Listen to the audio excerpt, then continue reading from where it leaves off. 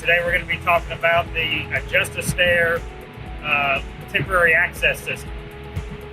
So what this is it's essentially a replacement of both job-built ladders and stair towers. So it's an cast aluminum system that comes in adjustable heights. This one can adjust from 12 feet up to 19 feet, and then we've got several others that can adjust from 10 feet up to 15 feet. It's actually not a ladder, it's treated as stairs. So you don't have to have 3 points of contact. Access is much quicker and safer, and the guys don't have to maintain 3 points of contact when they're climbing up it. It makes taking materials up and down the floors much easier. So we're up here at the top of the ladder now, or the top of the stairs.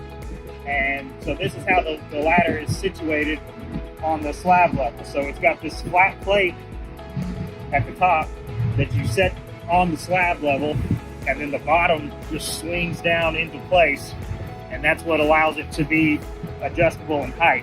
All the treads are self-leveling. As soon as the bottom hits, the treads level out, and these handrails swing up.